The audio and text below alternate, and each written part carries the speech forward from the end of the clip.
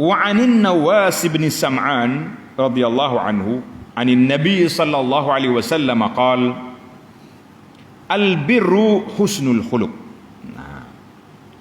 wal ismu ma haka fi nafsik wa karihta an yattali' alaihi nas, rawahu Muslim. Maksud dia daripada An-Nawas bin Sam'an radhiyallahu anhu. Nawas bin Sam'an kata apa? Al-birru husnul khuluq. Kebaikan itu ialah budi pekerti yang baik.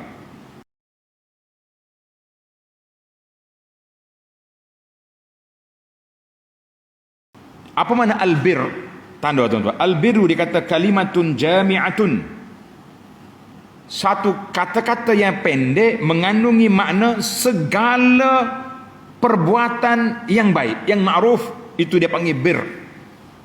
Dalam Quran Tuhan kata laisal birra an tuwallu wujuhakum bir lan tanalul birra hatta tunfiqu mimma tuhibbun. Mana itu kebaikan. Kebaikan itu duduk di mana?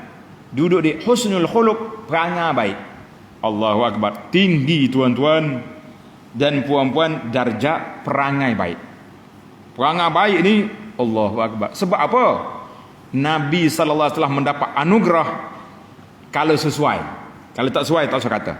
ISO daripada Allah Taala, anugerah wa innaka la'ala khuluqin azim. Engkau ya Muhammad sallallahu alaihi wasallam mempunyai akhlak yang sangat mulia. Dalam hadis lain Nabi kata sallallahu alaihi wasallam, apa dia kata?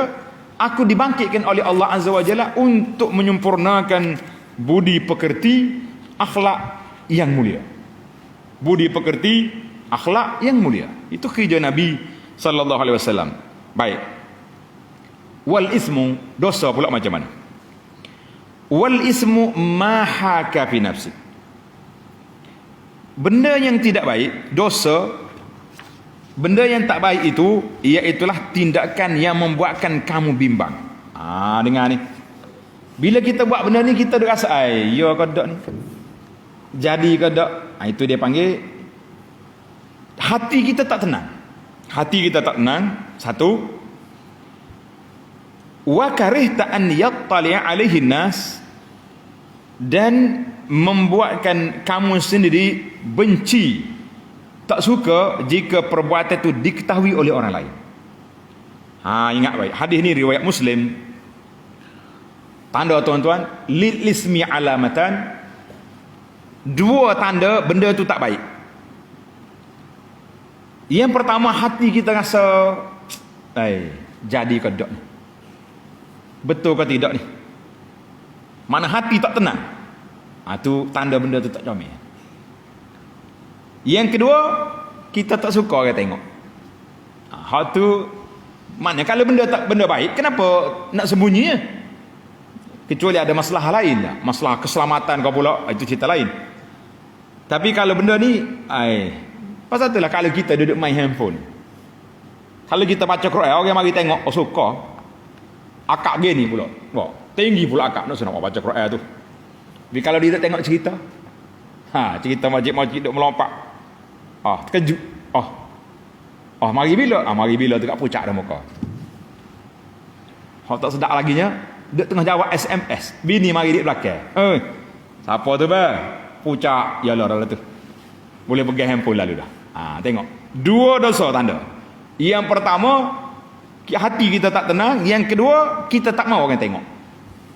Kecuali benda strategi peperangan, itu tak apalah. Kita tak mau orang tengok. Tapi kalau setakat benda awam biasa tak mau orang tengok, itu mahaka fi nafsik. Mu tak suka orang tengok, maka ini di antara benda yang tidak baik. Allahu akbar. Maka dalam hadis ini Nabi sallallahu alaihi wasallam mengajar kepada kita, dia panggil aslul fitrah. Fitrah manusia ni dia tak boleh terima benda tak baik.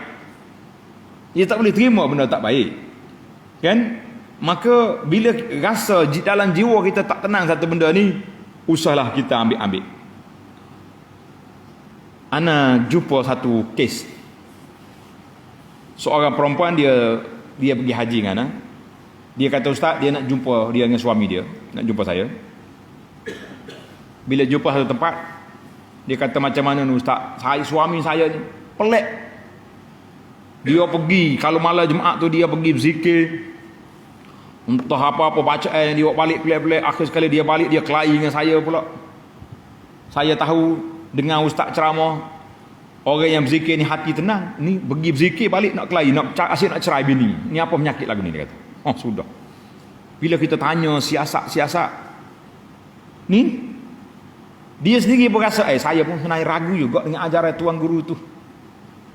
Sebab itulah perkumpulan dia ni, dia tak bagi. Nak orang nak masuk ni dikenal pasti muka-muka yang telah direkrut kata orang ni. Mana kalau hok mengajar pelik-pelik tu ada masalah, ada problem lah tu. Kalau kita tak ada masalah, mari. Ni siapa ni? Pegawai pejabat agama. Dipersilakan ustaz duduk. Ni pegawai polis, silakan. Awak penguat kuasa, mari. Kalau tengok hok ni puncak dah, ya dah tu.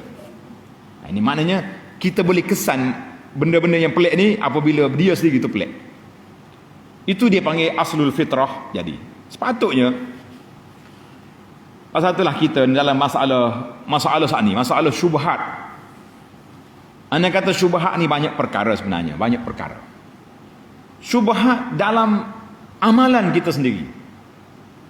Bila satu perkara isu, ada ulama kata harus. Kita kata kita berdoa minta dengan orang mati ni harus, sebab ada hujah gini-gini. Mari ulama lain kata tak boleh. Ini boleh membawa kepada khurafat, bahkan boleh membawa kepada syirik. Besar bantahan tu. Abi kenapa kita nak rempuh masuknya? Carilah amalan-amalan yang hati kita tenang. Kalau orang dengar pun tak ada siapa larang. Banyak lagi. Ni dalam kitab Riyadhus Shalihin kita banyak hadis-hadis, bacaan-bacaan, amalan-amalan. Imam Nawawi pula bawa dalam kitab di Al-Azkar. Doakan insya-Allah saya nak baca kitab tu di sini. Boleh sekali khatam. Sudah banyak, tapi dipilih juga pelik-pelik tu mengapa? Sebab ni, bila ambil yang pelik kita tak suka orang tengok. Ataupun ada bantahan di kalangan ulama lain, kita kata dalam amalan yang ambillah amalan yang disepakati oleh para ulama, jangan ambil amalan yang kita rasa ragu. Membuat ni ada syekh kata boleh, tapi saya belajar dengan syekh ni kata tak boleh. Ini haram, ini perbuatan boleh membawa bid'ah, khurafat, bahkan ada yang keras kata syirik. Jadi kenapa kita nak ambil benda-benda yang keras, benda-benda yang memang dibantah begitu, sedangkan hak tak bantah ada tak? Ada. Apa dia? Berdoa, ya Allah ya Tuhanku, dengan nama-Mu yang maha indah, dengan sifat maha tinggi, berilah keampunan kepada aku. Boleh je. Kenapa pergi kona cari orang mati dalam kubur lah minta itu ini? Kita kata benda terkhilaf. Naam, benda terkhilaf. Tapi yang tak khilaf ada, kenapa mengambil benda khilaf? Itu asasnya tinggalkan benda yang meragukan kita, yang menimbulkan syubhat, menimbulkan bantahan, itu lebih baik. Baru ni timbul masalah kartel daging, kan? Kartel daging ni pun sampai hari ni pun masih lagi dalam siasatan. Sudah ada tanda-tanda, insya-Allah akan terbongkar. Nih, orang yang dalang di sebaliknya dah mula ada pendakwaan. Kita kata insya-Allah benda ni terbongkar. Kita berdoakan supaya penjahat penjenayah ni dapat dibawa ke muka pengadilan. Jangan gopoh lah selu-selu. Baik, macam mana dengan daging-daging yang kita nak hari ni? Ini atas kita lah. Pasal itulah dalam hadis ni kita kata al-ismu ma haka fi nafsi.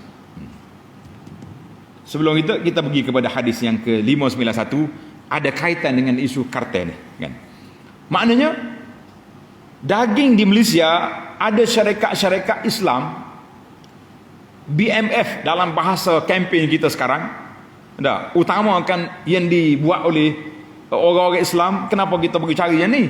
Maka syarikat-syarikat import yang sudah dibuktikan oleh pihak berkuasa agama, daging ni telah dikenal pasti, disembelih mengikut syarat-syarat dan dikawal sedia. Ingat, sembelih dan dikawal. Takut hari penyiasat dia sembelih. Lepas tu hari lain lagu tu juga penat kita nak jawab. Maka kita kata tengok. Ni kadang-kadang kita beli makanan segera ni. Burger, daging-daging sosis ni. Tak usah panggil hotdog. Kalau hotdog memang nama haram dah. Tak usah cakap dah tu. Nama dia tu memang haram. Dog tak ada siapa kata halal, kan? Kecuali ada manusia lain, cerita lain. Maka Nama-nama syarikat-syarikat yang tidak dikenal pasti usah dibeli. Beli hak syarikat-syarikat orang, oh tak ada tu lah. Hak tak ada tu sama makan, tak mati, tak makan pun. Kita pergi cari di kedai hak jual benda tu. Itu lebih baik, lebih tenang hati kita. Kita nak balik masuk dalam mulut anak isteri kita, biarlah yang kita pasti halal. Halalan tayyiban. Jangan mari syarikat ke apa ni? Tahu ada lagu halal pakai jadi. Lah, learn ni tengok di kartai daging, logo halal saja tu yang buat dia. Orang boleh buat. Ini pengalaman saya.